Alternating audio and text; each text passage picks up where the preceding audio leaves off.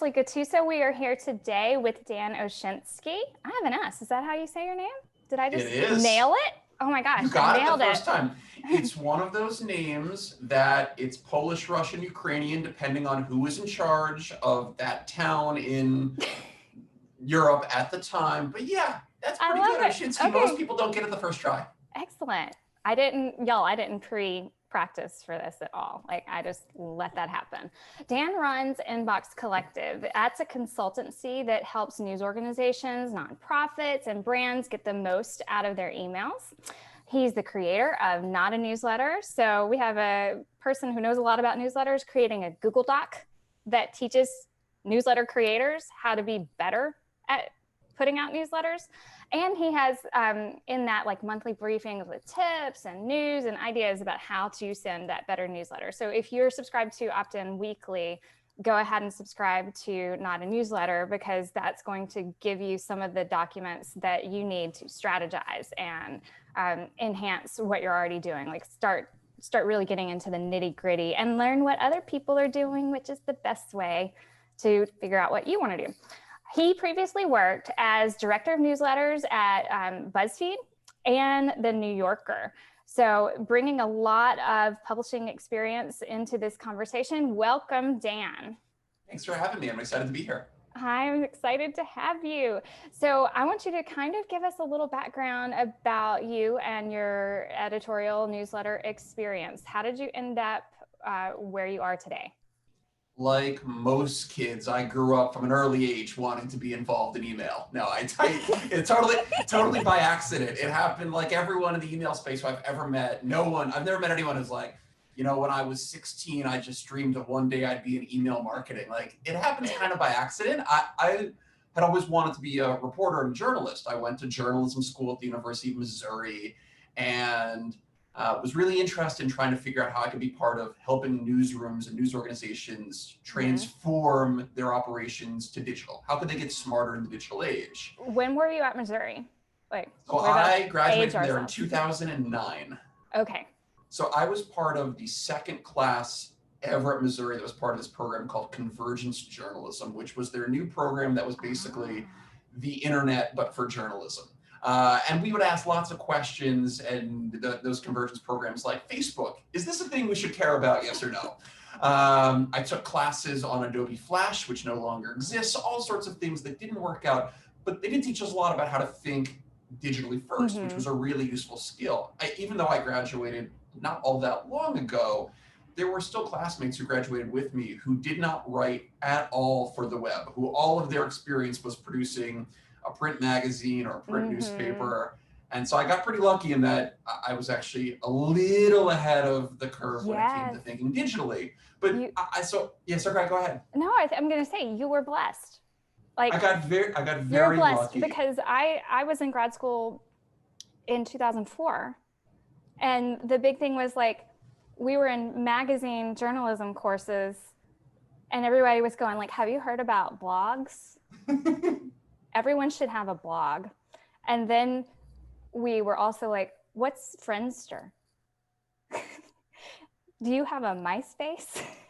So it all like really happened really quickly. I think that was a very interesting time to be in journalism school for you, because the digital, like, I remember speaking to classes about digital journalism and the professors would be like, it'll never happen.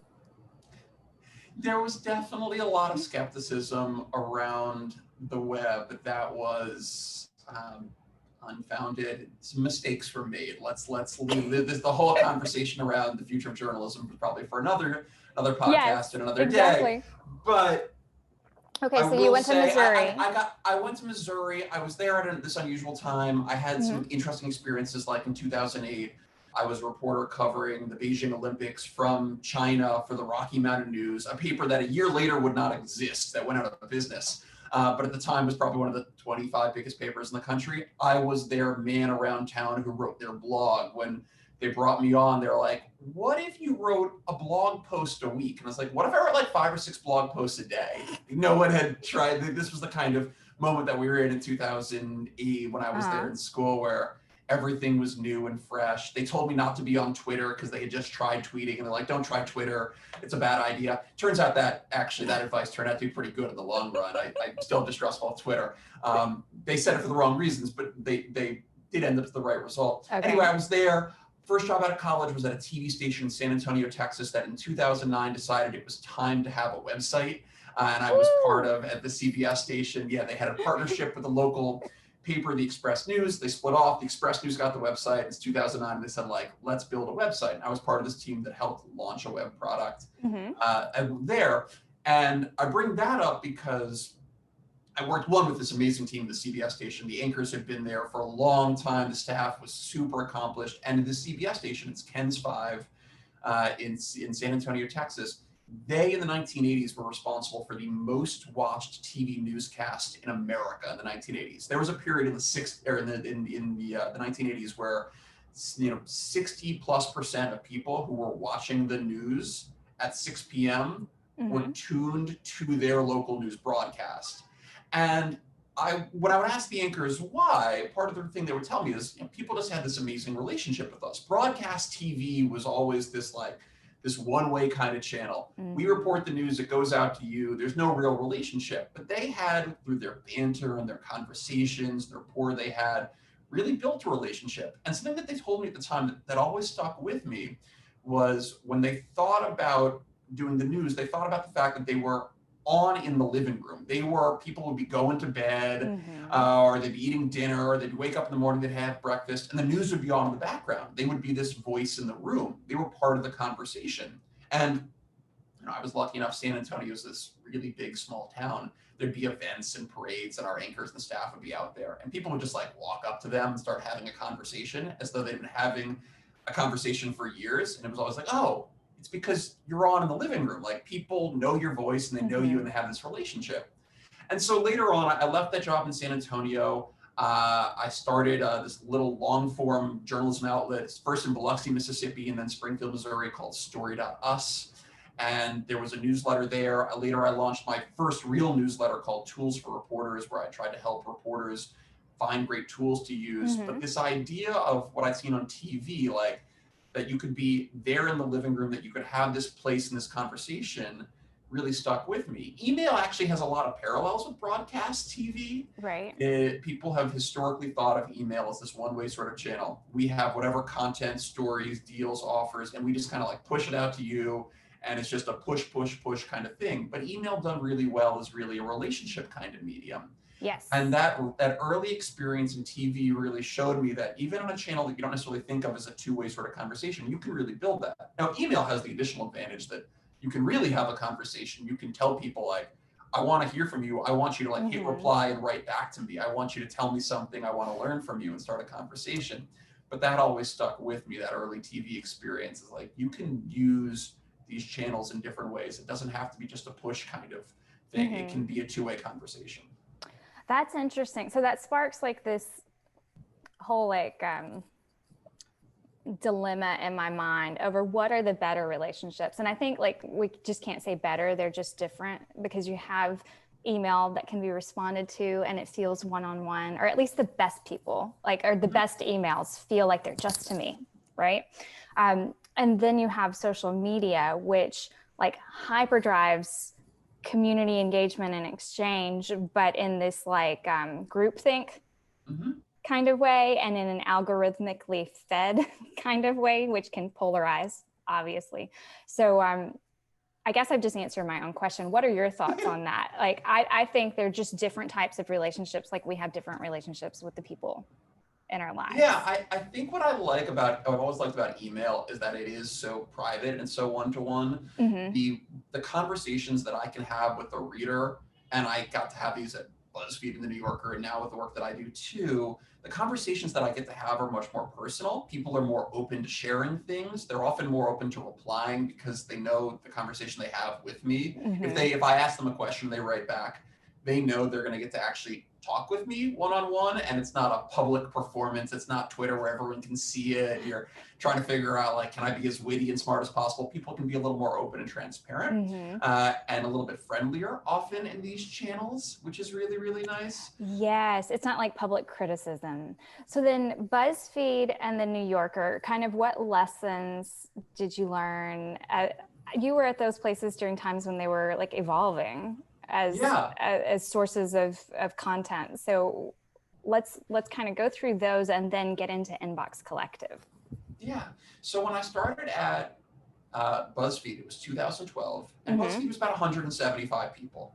And if you were under the age of 25, you knew what BuzzFeed was because you wasted a lot of time on it. If you were over the age of 25, your question was, what is a BuzzFeed?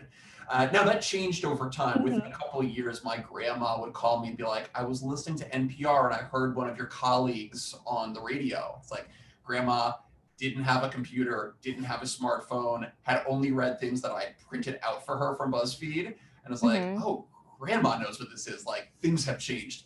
But when I started, it was definitely a very different place. It was the cat video place and the listicle kind of place. And what's your favorite listicle you ever did? That I ever personally did? Yeah. I mean, I can tell you what my all-time favorite, my all-time most read post at BuzzFeed that I wrote was about Austin Powers' chest hair. That was a realization that many of us had at BuzzFeed. I was watching the original Austin Powers movie with my family. My little brother looked at his chest hair and realized, like, is that shaped what I think it is? Like what I think it is? And we looked and like, oh yeah, okay. And Austin Powers the whole time, he had a phallic chest hair kind of thing going on that we had never noticed when I was, 11 and watched that movie for the first time or whenever it came out. I didn't either. You can go back and watch. It's definitely there. The horrifying things you realize about your childhood that you didn't notice. Anyway, that's my all-time. That's the only BuzzFeed post I ever wrote that cracked 1 million was the one about Austin Powers' chest hair. That's a proud one for me. The New Yorker didn't hire me for that post specifically. Right. When I was there was a period where BuzzFeed was all about telling stories that people wanted to share. And email was the original source of sharing. The other thing that we knew was that there was going to come a future in which the social channels that existed like Facebook or Twitter or Google were going to change the rules. And there was always the chance that BuzzFeed could be left high and dry. And we knew that we needed to be able to have a real relationship with the audience. So we knew that if we got a Facebook fan, at the end of the day, Facebook is the one who decides who sees what and when they see it. But with email, if we get an email address, we have a chance to stay in that person's inbox, stay in that living room, in that personal space for a long time to come. So that made it a really valuable space and why we wanted to invest so deeply. And BuzzFeed was all about scale. How do we grow? How do we sell ads? And how do we build an audience, a loyal audience off of email? At the New Yorker, it was very different. They'd done research and realized the number one way they took casual readers and turned them into paying subscribers was through their email list. And there really wasn't a long-term sort of strategy around email. There were a lot of different people who pitched in on email and they wanted to say, we want to have a central email strategy and team and brought me in to help lead that. So at both places, BuzzFeed, this huge period of growth, at the New Yorker, this incredible, basically 100-year-old organization that was going through this incredible period of digital transformation, shifting from we're a weekly magazine to we're a daily destination for news and content and humor and analysis. And email is going to be a key part of both our digital growth and our long-term subscription strategy. So any fun lessons learned at the New Yorker? I'm sure you experimented with some different things, right? Sure. When I was at the New Yorker, one of the things that was so fun was, I think any place, you hear this advice a lot. I certainly heard this from others. They'll say, like, you want to work in a place where you're not the smartest person in the room. Yes. At 100% of the time, I knew I was not the smartest person in the room at the New Yorker. There are some smart folks you get to work with there. And I was incredibly lucky to be a part of that team. Just an amazing team, and the depth of knowledge and reporting experience, and it's just an incredible organization. And so was BuzzFeed, just in a totally different way. BuzzFeed was like just smart and sophisticated and really web savvy, and the New Yorker had this incredible institutional knowledge, and both places were incredible for a lot of different reasons. But at both, what I saw was that email could be really powerful to totally different types of organizations. For an organization like BuzzFeed that needed to scale super quickly and build the relationships and build that trust, well, email could do that. At the New Yorker, where the goal was, how do we change the way people think about the New Yorker, what it is that we do for them, and how ultimately do we use the New Yorker's email strategy to drive our long-term revenue strategy? Email could do that too. It really opened my eyes to the fact that two places that on their face don't seem to have a lot in common, the New Yorker and BuzzFeed, email could be equally valuable to both of those places, and showed me also how international email is. I mean, I would look at our Google Analytics and I would see readers from around the world turning to email. The comments and feedback we get from readers would be around the world, how global email is and how important it is internationally.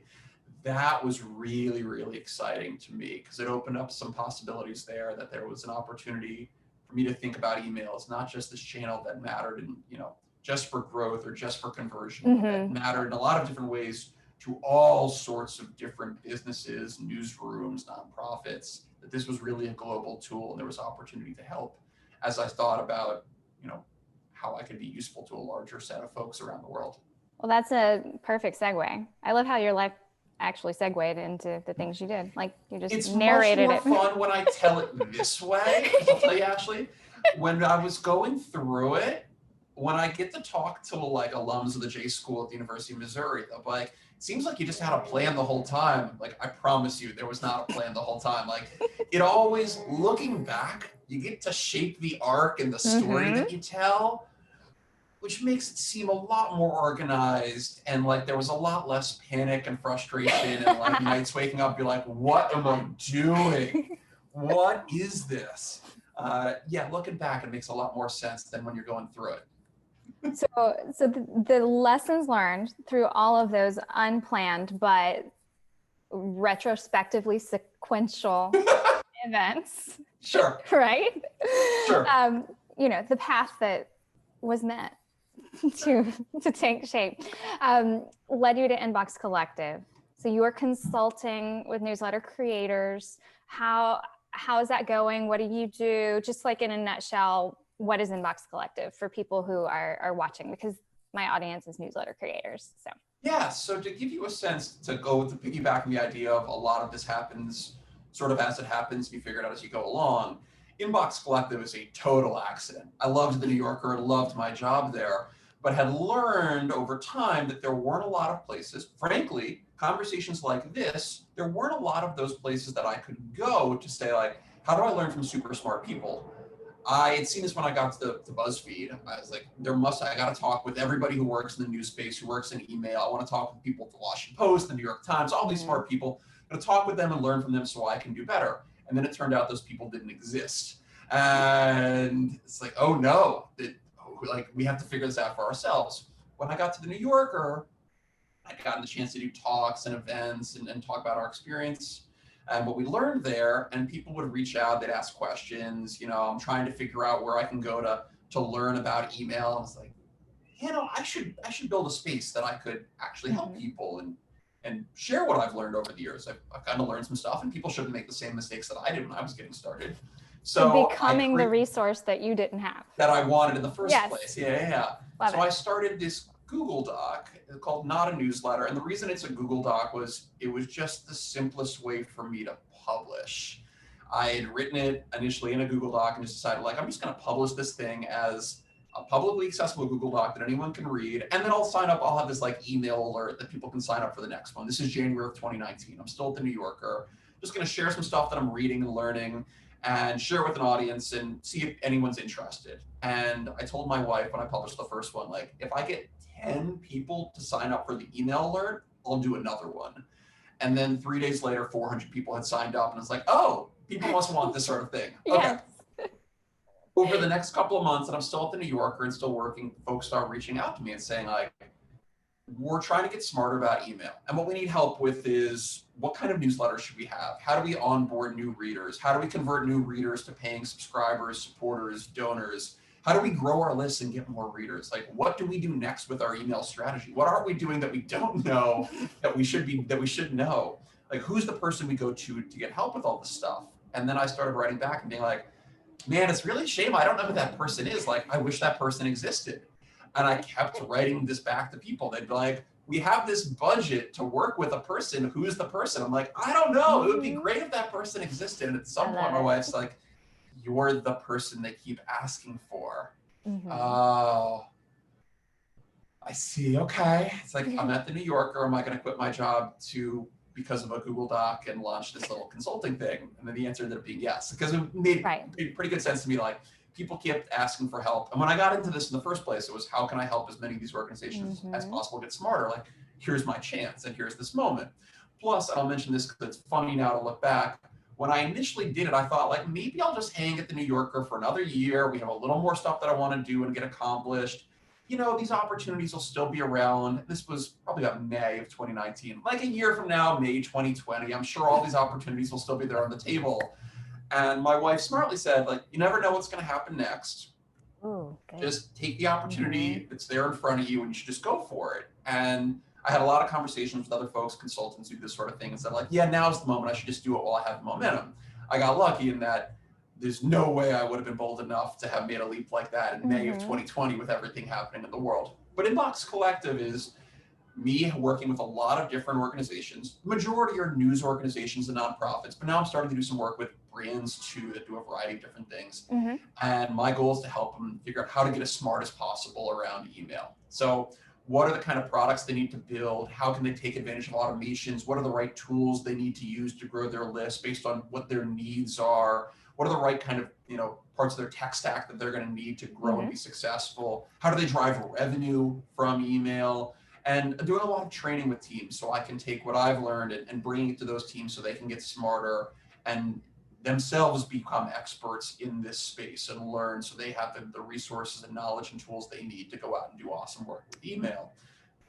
Sweet. So I'm guessing, and this is the thing that we want to talk about today, that like, this is like, if anybody is watching, like we will put a little marker here, like we're about to get into the welcome email conversation.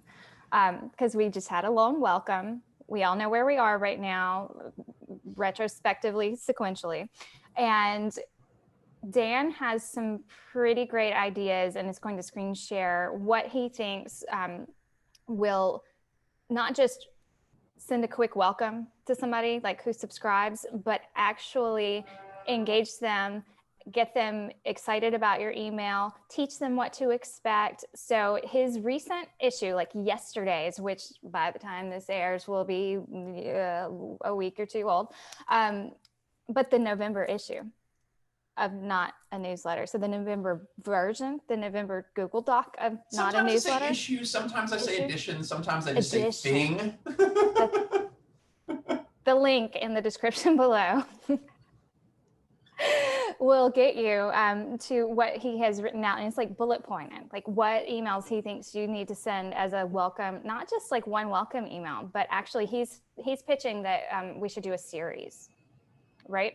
So I'm going to yield to you. You have screen share permission to kind of talk us through what you think belongs, like what is critical, and then kind of show us your current idea of the ideal sequence. So a few quick things. One is there's no like drag and drop template for onboarding. There's no one thing, and depending on who you are and what you do, your email sequence is going to be a little bit different. Exactly. Everyone should do these sorts of things though. I have worked with too many organizations and different folks who have emails to count. I've never seen a case where an onboarding series has done anything but good things for these brands. Like an onboarding series is one of the universal bedrock, like write it in stone truths, like everyone should have a great onboarding series. Because one, you want to start building a relationship with that audience from day one. Two is you want to make sure they really understand you, they get to know you as well as you can. And three is when you're trying to convert them long-term to some sort of revenue, you're trying to drive a subscription, a sale, you have a donation, whatever your strategy is, onboarding is the best way to get people from point A to point B. I'll actually mention there's a fourth thing, which is the more that you can engage people early on, the better your emails are going to do in terms of inbox placement. The more people open, they engage, they reply, they treat your emails like an email from a friend, Mm-hmm. better your emails are going to do in the long run. So often, and I know, Ashley, you get this question too a lot. It's like, I want to get in the good part of the inbox. I'm tired of being in like the promotions tab or the updates tab. How do I get to the good part?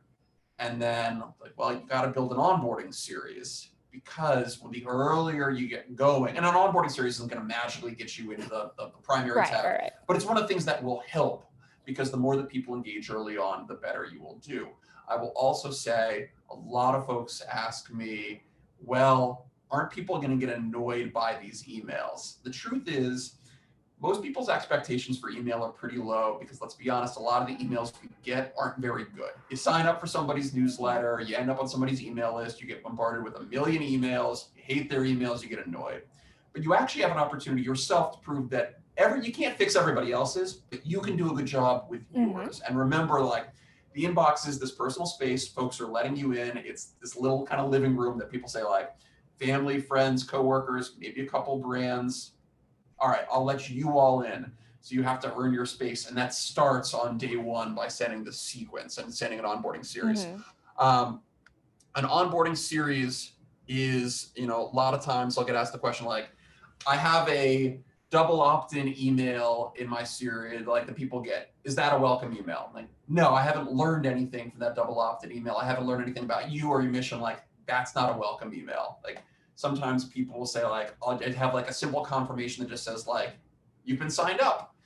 Like, is that a welcome email? Like, no, not really. Like, I haven't learned anything. Like, a welcome email is something that, like, I learned something about you. I'm asked to take an action from you. I'm asked to, like, build a relationship with you. I'm asked to do something. I get a little bit closer to you.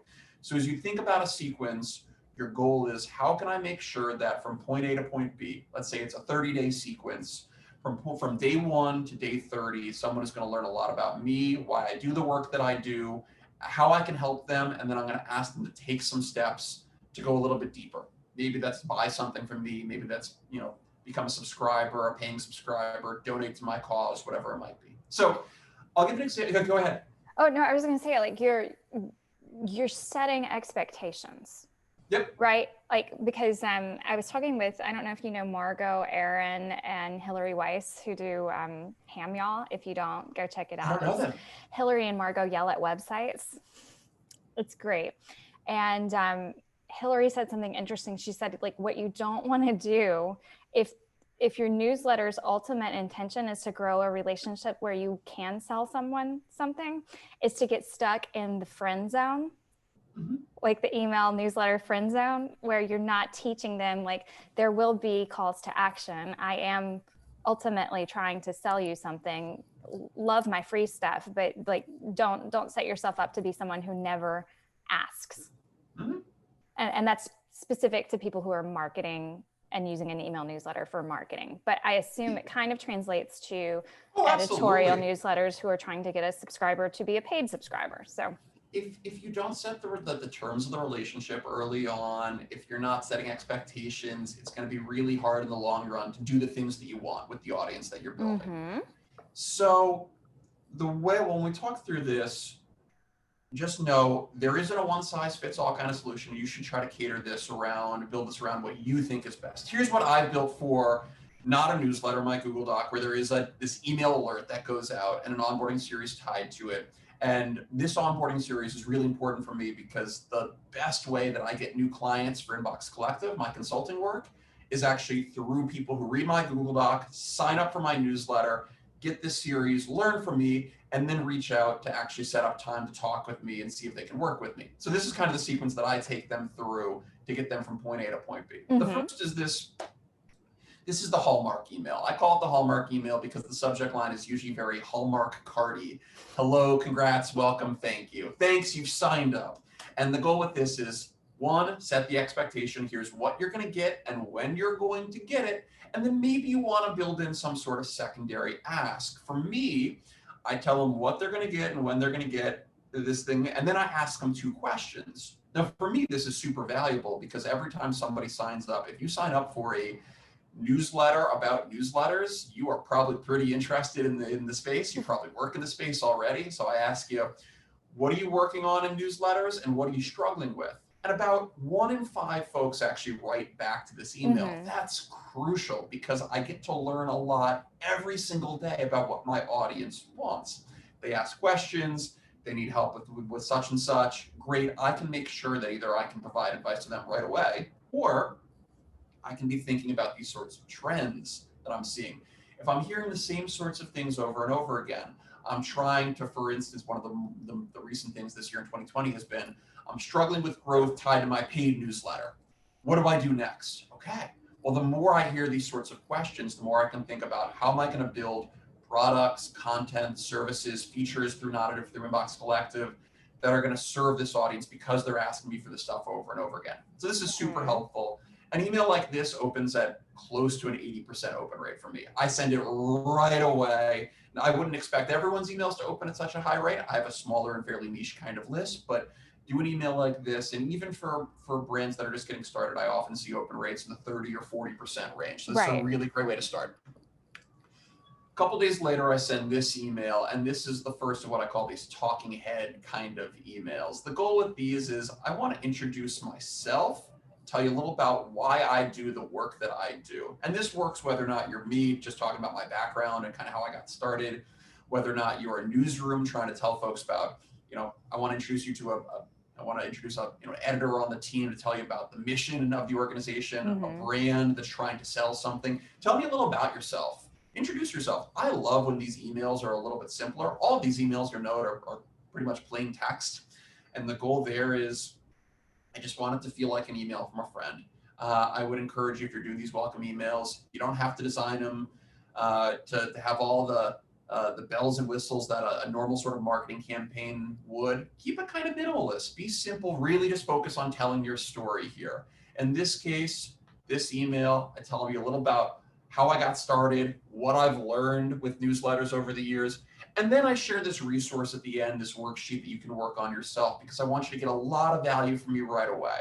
I'm not selling you anything yet. I'm not asking you to pay me for anything yet. I'm just trying to set the stakes and prove that I can be helpful for you, set the terms. So if you think about it in terms of like the friend zone sort of thing, early on, I want you to think like, every time I show up in your inbox, it's going to be really useful and you're going to get a lot of good stuff from me. Like, it's going to be worth your time.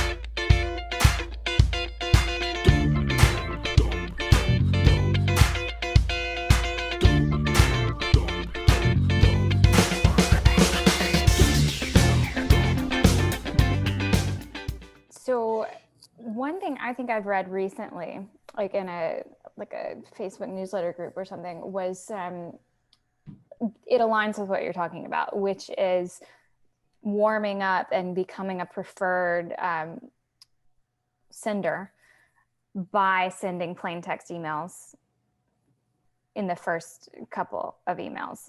So what's the science behind that? Like plain text versus designed emails, in terms of open rates, there isn't a huge difference. People don't know what they're getting into before they open. They only see this, they don't know what the email's going to look like on the inside. Litmus just did a study on this. Did you see? Litmus has we tested this thing, and it didn't really, there was nothing super conclusive to me. Yeah. And the reason there is you can't see what's in the email until you've opened the email. So this is like, let's make a deal. You don't know what's behind door number 3 until they open, the Wayne Brady says like, and here it is, and they open the door. But in this case, what you do know is, you know what the subject line is, you know what the sent from name is, and you know whether or not, what I always tell folks when they ask like, is there a right time to send the newsletter? The answer is typically like, no, there isn't like a perfect or ideal time. The more important thing is, do they trust that when your name shows up in their inbox, they're like, oh, Dan's emailing me, BuzzFeed's emailing me, the New Yorker's emailing me. This is going to be worth my time. Like, I need to stop what I'm doing and make time for this because like they're going to give me good stuff. And that's really what I'm thinking about. The onboarding series is just trying to set the tone that like, when I email you, it's gonna be good. Make time for this. And that's all I'm thinking about here. Be useful, serve them. And then once I built that relationship and they trust me, then I can try to sell something at the end. Right. So email number 3 here, I started thinking through like, what are the questions that I get asked all the time? This is more of a, what I call like an evergreen sort of email. These are the evergreen questions that literally everybody asks me on a regular basis. Like, I read something about A/B testing. Where do I get started? Growth. What do I do? ESPs. What are the options out there? I need a podcast that I'm looking for to think about email. Where do I turn? All these sorts of things. Cool. So I start to share some resources here that are kind of evergreen. Some of this stuff are guides that I built. So I'll share stuff that links out. My goal is just, again, set the tone, be useful. I get these questions all the time. This email is always useful. And the other thing about this too is it's something that I can adapt over time. For instance, at the start of 2020, one of the links in here was to an evergreen question, which is, I'm thinking about going to an email event. Which is the best one that I should go to? And so the folks at Taxi for Email over in the UK had built this great guide to all the email events that were happening in 2020. Now, as you would expect, pretty early on in 2020, that email link went away because there were no more events to go to. But it's the kind of thing that in 2019, the link was like, here's all the best events happening in 2019. In 2020, it's that. In 2021, who knows, maybe we'll be lucky enough to leave our homes again and that link will come back. But this is something that I adapt to over time based on the kind of always evergreen questions that I'm getting. Right. And that's a good reason to audit what you think is evergreen on a regular basis so that you don't get a response back from someone going, hey, you're not paying attention to what you're sending me. Correct. Right? So let's say you're like, let's say you're a nonprofit, for instance, that's doing a lot with email. And maybe leading up to election day this year, you had an evergreen email in your series that was about getting involved with whatever your cause is as relates to the election. Now the election is over, it's time to go back, update that email and say like, the election is over, here's what's next for the future of our cause and what we're working on. And here's some resources we want you to do because maybe you're trying to take action or get involved now that we're moving forward into 2021. Like, you always want to be looking back at these emails and seeing like, is it still valuable? Is it useful? If you're a newsroom, you're thinking about updating these with your latest best stories. If you're a brand, you might be thinking about guides or resources or tips or tutorials you built. What's the latest stuff that we have that's good and useful? Let's make sure we can update these so people, whenever they sign up, are getting the newest, best, freshest stuff from us and getting a lot of value from us. You don't want these emails to get too stale. Love it. Then I go on, this is another evergreen email. I get a lot of questions around tools, thinking about growth, thinking about email design, thinking about collecting payments, thinking about referral programs. Great, here's some stuff that I recommend that I like. It's always there. This is also stuff too that a lot of these are partners of mine. So there's a little bit of revenue tied in there. I try to be upfront with folks around the affiliate kind of content, but it's still an evergreen email. People are always asking about like, I'm thinking about building out a referral program like I saw with the Skim. How do I do that? Like, cool, here's some stuff that I recommend. Plus it makes it easier because instead of folks asking me and getting that email 30 times a month, like what's the right referral program? My onboarding series just does it for you.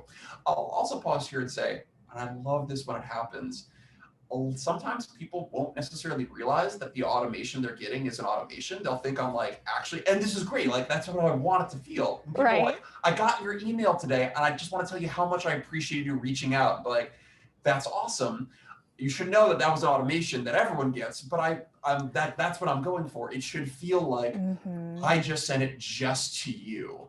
And that's really, really fun. Like that's the end goal. Like I got this email and it was just for me. And I had this question and holy crap, like Dan answered this for me. I'm so happy that I got this answer from him. I love that. I feel like I was having a conversation recently about like good marketing shouldn't feel like marketing, right? It should feel like a relationship and you shouldn't recognize it as marketing, right? And I think that can just be it can transcend right into email. Like Yep. it should feel like an email from a friend who somehow anticipated what concerns you have because you are on this list. But I hate nurtures that are obvious nurtures because the ask is always there. Like Yeah. it's kind of clickbaity feeling. So great goal for people to set for themselves is to read and reread and reread what you've written and think, if I got this, would I think that this was like a casual email to me, or would I feel like it was part of a big machine that's intended to persuade me? Yeah. I mean, you lived in New York, so you remember walking around the streets, I'm sure, in New York, where there'd be someone from a particular cause, Oh, yes. and they'd be out in the street and they'd be like yelling at you as you're walking the street, like, sir, can you just have like 3 minutes to talk to me about blah, blah, blah, whatever the cause is? And did you, in the time you lived in New York, when someone starts yelling at you, like, do you just have a couple minutes to chat on the street? Was your answer ever like, oh yeah, absolutely, like random person in a vest yelling at me, like, sure, I'll sign your clipboard and like hang out for a little while and chat? No. New Yeah. York was great to live in alone. Like I was actually in a relationship, but it was long distance, and I preferred it long distance because then I could zone out everything else and just walk. But when you have to drag someone along with you, or when you have to stop to pay attention to something, it ruins the experience. Like you're headed towards the person you want to speak with, right? Correct. So this is the email you want to read, like the sign you do want to read. It's not the like hot dog handing you a flyer. Like every time I think about this all the time when I see people in the street being like, "Will you just stop to sign our petition?" Like, no thanks, I got other stuff going on. I don't know you, I don't know anything about you, and frankly, like, I could take a flyer and give you 5 minutes of my time, but I prefer not to. mm-hmm. That's kind of when I see like bad marketing, how I think about it. It's just like it's someone just like yelling at you from a street corner, hoping that you will like stop. Notice. And me, like, it's just, if it happens, it's kind of a miracle that it does. Like, but if I had a relationship with somebody, if I was introduced to them, if I got a chance to sit down and chat with them a little bit, get to know them a little bit, and then they maybe ask, totally different situation. Well, now that I know you, now that I trust you, now that we've established the grounds for a relationship, yeah, okay, I'm interested. Tell me a little bit more. You have to build up to that point of sale. You can't just like shout at them from the rooftops or whatever. Anyway, in a series, I think about that Hallmark email right away, a talking head, or maybe a couple of these from different parts of your team or organization, introduce who you are, why you do the work that you do. Maybe an evergreen email to share some resources you have that people are always asking for, that are always useful. And then you get to the point where you do really the hard sell. Now, for a lot of organizations, if you're a newsroom, you're a nonprofit, you're a brand, you might include a softer sell within earlier sorts of emails. You might, for instance, a lot of news organizations that I work with, in those talking head emails, they'll talk, if they're supported by subscribers, they'll go in and they'll talk about, here's why we do the work that we do, but we're also supported by readers like you, please consider supporting our work here. They'll have a sentence there at the end of the email. It's not a hard sell, it's a soft sell, but it's there because maybe someone's ready to convert on day 3, on day 10, on day 14. But this is where you get to the harder sorts of sells. Now, I'll confess that the one that I send in Not a Newsletter is not that hard of a sell. It's actually a pretty soft one because I don't actually try to sell you anything here. I actually just want you to set up a call with me. And I do this around 5 weeks into the onboarding series. I send an email monthly, and my thought is by that point, hopefully 5 weeks apart, you'll have read at least 2 of my Google Docs. You've learned a lot from me. You've gotten the onboarding series. And now I'm just inviting you 30 minutes free charge to talk about whatever you want. This is one of the best ways that I actually get new clients. People sign up, they reach out, they have a call with me. I ask them in advance what they want to chat about. I show up with some resources and they go like, this was great. Are there other ways that we could work with you? And so a lot of my new clients come through this. It's a kind of a sneaky kind of way to get someone on a call, like to bring new leads closer, to like get them on a call with me to sell them my work without telling them in advance, like, I'd like to sell you my work. Now, if they don't ask how that can be helpful, I don't bug them about it, that sort of thing. But it's a really good way for me to get people on the calls, which I know is where like I convert people from like, I'm interested, I'm learning a lot from you. How do I actually work with you? So these are great. So and you're just delivering the value and waiting for them to say like, how can I get more? Yep. Correct. That's a wonderful, that's like the epitome of what demand should be I versus this like, please ask us how we can be in a, a relationship where you pay me something. Like, I remember talking with a friend who worked in consulting before I got started in this, and asking about what the hardest part was. And he said, the worst part for me was the cold calling and the hard sells, having to convince somebody that I was going to be worth their money and time and without the relationship. And I was determined when I got started in this that I wasn't going to do that. I wanted to do as much as I could to warm people up, to get people to know, to build a relationship. So that way they would come to me and just say like, this is great. Like, how do I get more of this? How can we work with you? And it's worked incredibly well so far. Something like this is great. I would encourage anyone, if you're doesn't really matter what you're trying to sell, I would encourage you to use these emails and have it be a little bit more personal. I see in particular a lot of organizations that'll go, brands or newsrooms that'll go straight to like sale, deal, offer right away, like flashing lights, here it is. Like I love when these emails are a little bit more personal, where you really sell me like, what's the value? What's in it for me? Why am I going to want this sort of thing? Really sell it to me and give me your voice and personality. Like tell me in your own words why this is going to be valuable. I've always found those emails work better than anything else. So what's your take on, you are your business. You're the front man and you are the person they will be working with.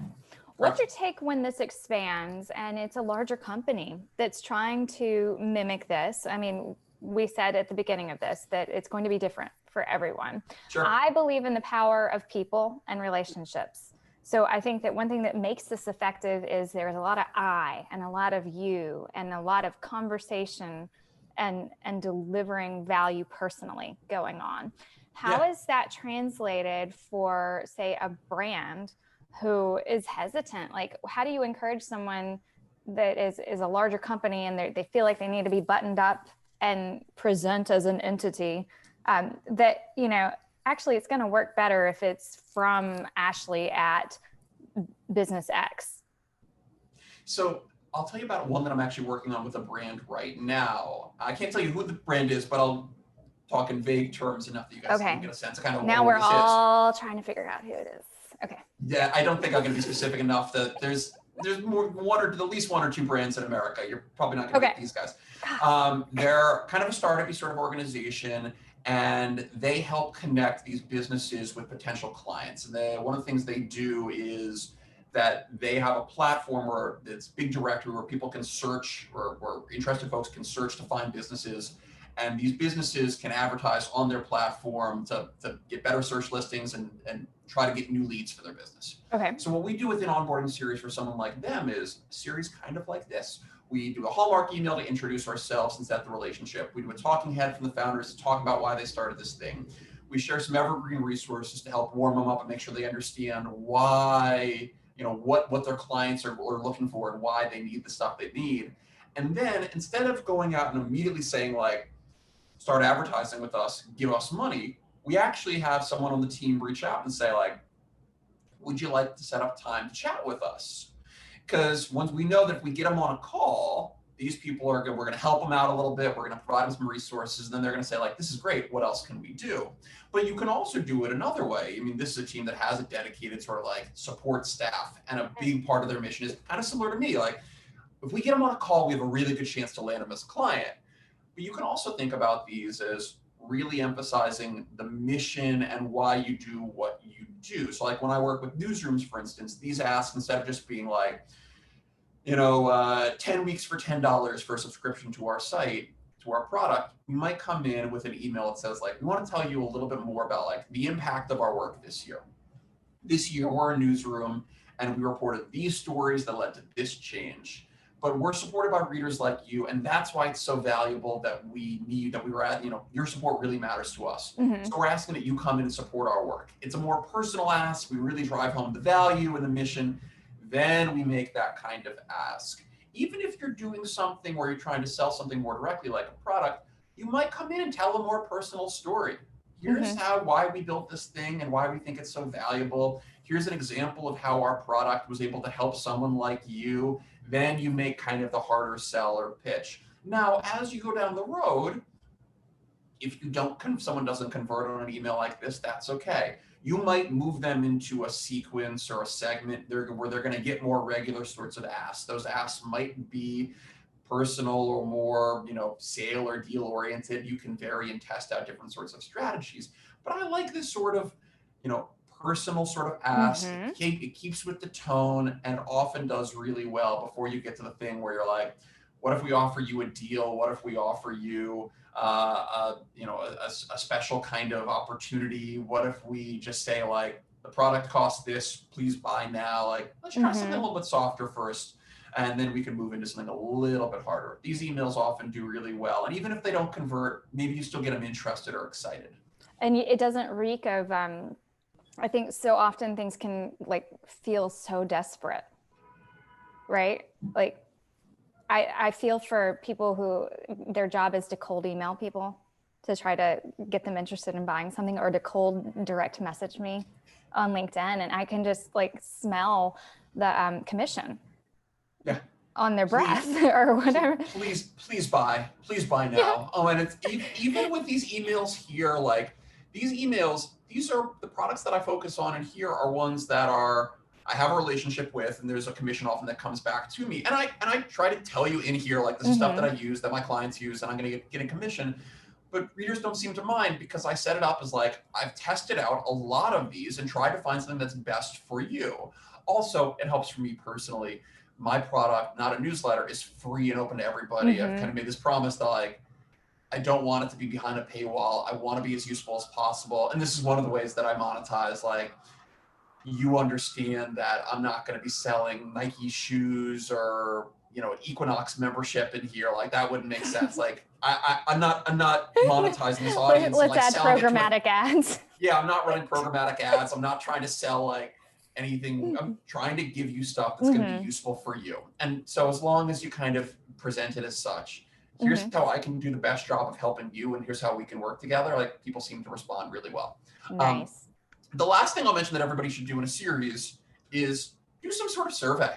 Always be looking to see how, are people getting the most out of our product, and what do people actually value about our product? So like, I'll click through and show you, like, this is a 4-question survey that I do.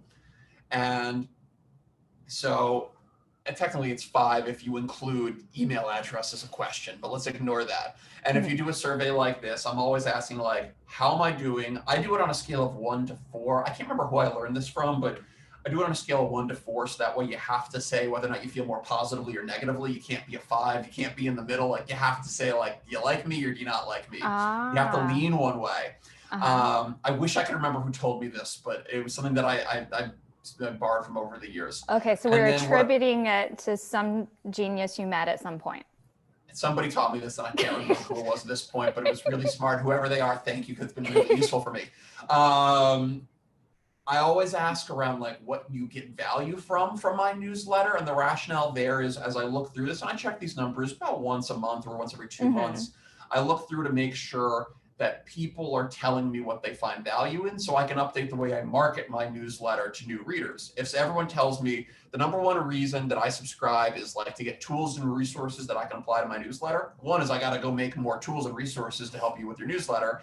And 2 is I got to make sure when I'm telling you why you should sign up, it's sign up for Not a Newsletter. It's your go-to source for tools and resources to help you make your email newsletter strategy better. So like, this is tell me what you like so I can tell other people while they'll like it too.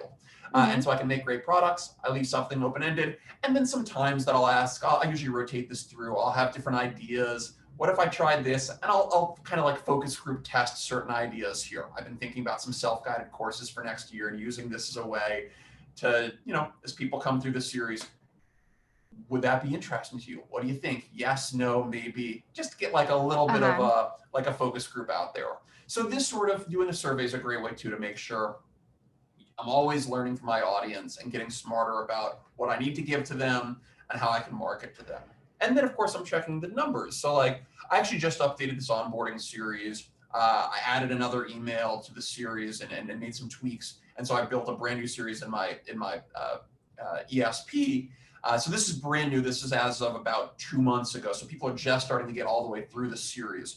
But you can see as people go along, these emails open at an incredibly high rate early on. They generate a lot of clicks, in particular on stuff like these resources and tools, the positioning doc where I'm giving something of value. And that's awesome. And it means that because the opens are so strong early on, my actual email tends to perform better in the long run. The Not a Newsletter in 2020 has opened at about a 52% average open rate across all the sends that I've done this year. And it's because people, they open, they engage, they reply, and it sets the table for one, Gmail and the other inbox to say like, these emails are good. People always open, click, they reply like, these emails must be valuable. Let's show them the good parts. And two, people seek them out. So that really, really helps. Doing a great onboarding series is just a great way to set the tone early on for an awesome, awesome email program. Excellent. I love that you're showing us your numbers. We're kind of seeing where things have worked. And I think that looking at those also helps you to decide what you do want to tweak if it isn't performing at the same level. Do you use like a workflow branch? Different ESPs call it different things, but do you use triggers to determine if someone's going to get the next email, or does everyone get all 5 or 6 of these? So it's a great question. For this, because the audience is so niche, I haven't found that I've needed to use a lot of triggers. The audience is pretty similar sorts of needs. Down the road, as I grow this product and maybe I need to get more sophisticated, I might go to a place where early on, for instance, I ask people in email number 1 to tell me, are you like a brand, an individual creator with a newsletter, a newsroom, a nonprofit, and based on that sequence, might put them into a different sort of workflow. Right now, this works okay for me, but that would be the next sort of step. Now, with a lot of the clients that I work with, that's exactly what we do, which is we think about, based on who the audience is and certain triggers, let's put them into the right sort of flows so they get an onboarding series that feels a little more personalized to them. And the personalization could be like the types of links we share in the evergreen doc, or one of the talking head emails feels like someone who talks a little bit more and speaks more to them and their needs. But that's how I would do it with a client. With this, it's fairly straightforward and linear for the moment. Okay, last quick question, because I know we have to wrap. You send Not a Newsletter once a month, right? Ish. So this sequence you're saying goes over like 5 or 6 weeks? Correct. Okay. The survey actually goes out about day 60. So it's about a 2-month sequence, but there's a big gap there between number 5 and 6. Say someone's launching a weekly newsletter. Yeah. Then you've got kind of the dilemma of like sending potentially too much or too often. What do you think you'd think about with cadence like that? Like if for my people who have weekly newsletters and they're thinking about adding an onboarding sequence, how does that go? So I've done these with brands that do daily newsletters that will still do pretty intense onboarding series. What you might want to start with, if you're just getting started, is think about what are the first, let's say, 4 or 5 emails that go out over the first 30 days. So you're talking about basically an email every 5 or 6 days, not a huge number of additional sorts of asks. Day 1, you get that Hallmark email. A couple days later, you get the first talking head email. Maybe a week later, you get an evergreen email. I will say the first 2 or 3 weeks in particular are so crucial because you want to make sure that you're giving them enough they get a lot of value from you. Now, over time, you could say like, we're going to build this onboarding series, the Hallmark, a talking head, an evergreen, and a hard sell. That's our starting sequence. But then we have some additional triggers. If you get through that sequence and you're engaging with us, maybe we send you a survey at day 45. If you go through that sequence and you've read to the hard sell, but you didn't convert, maybe we put you into a new sequence to offer you a few different types of opportunities. You didn't convert because you didn't know enough about the product. So we reach out and say like, you want to set up time to talk with us? You didn't convert. So maybe we put you into a sequence where we offer you a special deal. You were interested, but not enough to convert. Let's offer you something really special, a discount, a deal that might get you over the top. So you can think about maybe a handful of emails that go to everybody and then some automations and triggers to build in for the folks who are engaged. I'll also think about for a lot of places, in particular if you're doing a lot with paid acquisition or giveaways, you may even think about, as part of the onboarding sequence, a corresponding reactivation sequence which is like, if someone comes through and they don't engage with our emails and they're not opening, and we're spending money to bring them onto our list, but we don't want them to hurt our deliverability. So if they're not engaging with us, we may put them directly into some sort of like win back sequence that in the course of the first like 30 or 60 days, you come through, you sign up, you're not engaging, you're not reading, we're going to try to win you back. And if you don't, we're just going to move you off our list and move on to try to work with the folks who are interested in our work. Excellent. So welcome onboarding sequence is like the marketing friend of a newsletter, right? Like they're like shaking hands and they're going, you do this job and I'll do this job, and that'll lead to better relationships. Correct. Overall. And it doesn't really matter. Again, every organization that I've worked with, brands, newsrooms, nonprofits, individuals who have newsletters, consultants, like, I've yet to see an example of a case where an onboarding series has not led to positive results. It leads to opens, it leads to engagement, it leads to conversion. It's literally, when I work with a client, the number one thing that I do, they're like, what's our first call going to be about? It's like 100% of the time it's onboarding. Because even if you have an onboarding sequence, they're like, well, we send like 2 onboarding emails, like we can do better.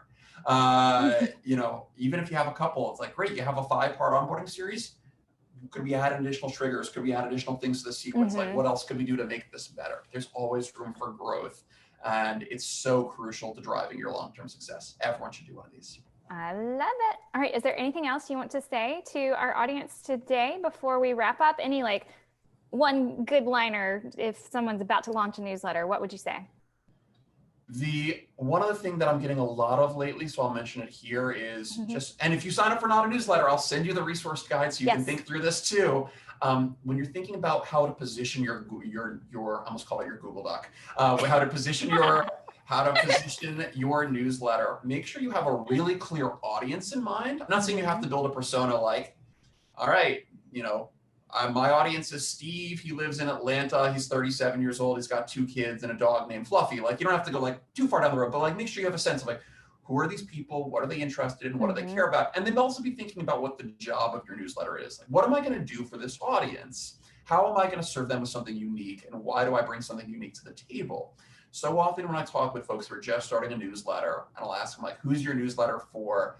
They'll say, my newsletter is for everyone. And I always cringe because the newsletter for everyone is usually for no one. Like they get excited. It's like, well, I saw that, the Skim built this amazing newsletter and it goes out to millions of people and everyone loves it. It's like, yeah, but they still started with a really specific audience in mind. And so if you're building something, know like who your audience is, how are you going to uniquely serve them, and be really specific to start. Maybe in the long run, you do a great job, you build an audience, you'll get lucky, it'll grow beyond, and it will grow to everybody. But for now, when you just get started, start with something really specific and build it just for them and make it as good as possible for them. Then you can grow from there. Yes. So we are going to have links to all of Dan's websites, Google Docs, etc., like his online footprint, right? And additionally, encourage people to ask questions in the comments. I will alert you if someone says like, hey, Dan, what about this? Or what about that? And Curated's here to answer your questions as well. Additionally, the strategy positioning doc that he's mentioning, if you sign up for his newsletter, if you didn't catch it when we were going across, that is one of the first things he links you to. We have linked our audience from Opt-in Weekly to that like at least twice now, because I feel like I used it in our first issue, and then we ended up like several issues later going like, oh, we have like hundreds more people now who might not know about this. So it really will help you define what your actual goal is, what voice you want to take, and then how you want to achieve that goal. So great way if you're just getting started to get started. All right, we are going to wrap. Thank you so much for joining us today and just pouring out the wisdom. We appreciate it. Thanks for having me. It's been a lot of fun.